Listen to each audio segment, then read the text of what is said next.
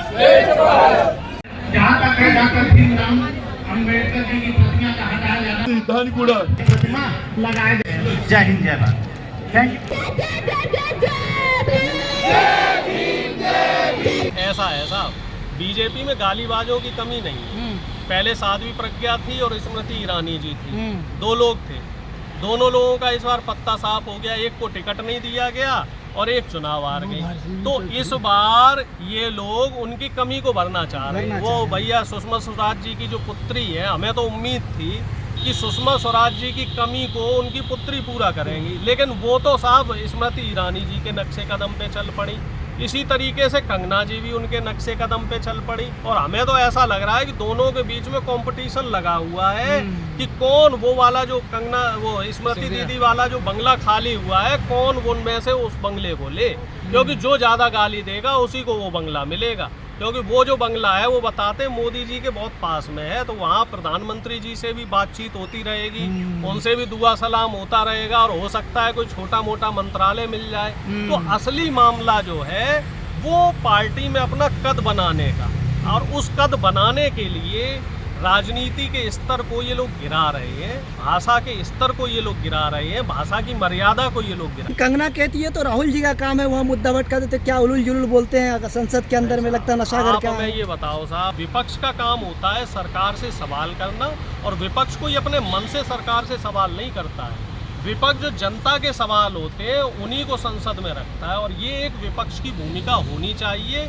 और नेता विपक्ष होने के नाते राहुल गांधी जी अपनी इस भूमिका का निर्वहन कर रहे हैं, और इस पे अगर कंगना जी या अनुराग ठाकुर जी या हमारे मोदी जी को अगर ये लगता है कि वो सवाल ठीक नहीं है, तो भैया इसमें कोई कुछ नहीं कर सकता। जातिगत जनगणना का ऐलान कर दो, और उसमें एक फॉर्म आता है जाति, जिसमें कॉलम रहेगा ना, जाति क्या है, धर्म क्या है, नागरिकता क्या है, आर्थिक स्तर क्या है, तो वो सब रिटन डॉक्यूमेंट आपके पास आ जाएगा, और उसको आप जो है अखबार में छपवा देना। आपको भी पता लग जाएगा साहब कि राहुल जी की जाति क्या है या इंडिया गठबंधन के किसी और नेता की जाति क्या है। अहम बात ये नहीं है कि राहुल जी की जाति क्या है, अहम बात ये है कि बीजेपी मुद्दों से भटकाना चाह रही है। मोदी जी भले ये कहते हो कि विपक्ष अटकाने भटकाने लटकाने का काम करता है, लेकिन असली मुद्दों से भटकाने का काम, जिसे हम कहते हैं डाइवर्ट एंड आपस में कहते हैं ना, आपस में एक तरीके से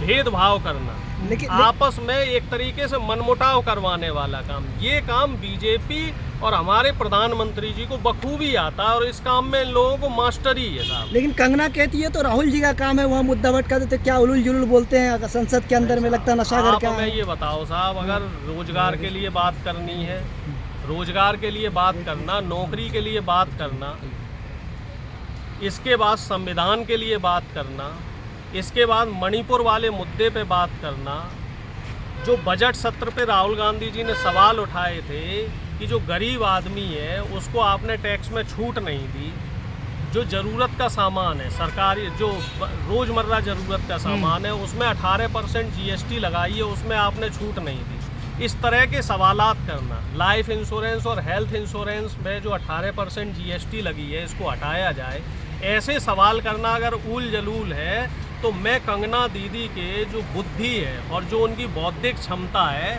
उस पर मुझे तरस आता है। देखिए, विपक्ष का काम होता है सरकार से सवाल करना, और विपक्ष कोई अपने मन से सरकार से सवाल नहीं करता है। विपक्ष जो जनता के सवाल होते हैं उन्हीं को संसद में रखता है, और ये एक विपक्ष की भूमिका होनी चाहिए। और नेता विपक्ष होने के नाते राहुल गांधी जी अपनी इस भूमिका का निर्वहन कर रहे हैं, और इस पर अगर कंगना जी या अनुराग ठाकुर जी या हमारे मोदी जी को अगर ये लगता है कि वो सवाल ठीक नहीं है, तो भैया इसमें कोई कुछ नहीं कर सकता। लेकिन अनुराग ठाकुर है कि स्मृति ईरानी बनना चाह रही है, राहुल गांधी पे जैसे वो हमला करती थी, बड़ा कद हो गया। देखिए, ऐसा है साहब, बीजेपी में गालीबाजों की कमी नहीं है।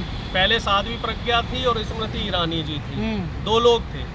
दोनों लोगों का इस बार पत्ता साफ हो गया, एक को टिकट नहीं दिया गया और एक चुनाव हार गई। तो इस बार ये लोग उनकी कमी को भरना चाह रहे हैं। वो भैया सुषमा स्वराज जी की जो पुत्री है, हमें तो उम्मीद थी कि सुषमा स्वराज जी की कमी को उनकी पुत्री पूरा करेंगी, लेकिन वो तो साहब स्मृति ईरानी जी के नक्शे कदम पे चल पड़ी। इसी तरीके से कंगना जी भी उनके नक्शे कदम पे चल पड़ी। और हमें तो ऐसा लग रहा है कि दोनों के बीच में कंपटीशन लगा हुआ है कि कौन वो वाला जो कंगना वो स्मृति दीदी वाला जो बंगला खाली हुआ है, कौन उनमें से उस बंगले को ले, क्योंकि जो ज़्यादा गाली देगा उसी को वो बंगला मिलेगा। क्योंकि वो जो बंगला है वो बताते मोदी जी के बहुत पास में है, तो वहाँ प्रधानमंत्री जी से भी बातचीत होती रहेगी, उनसे भी दुआ सलाम होता रहेगा, और हो सकता है कोई छोटा मोटा मंत्रालय मिल जाए।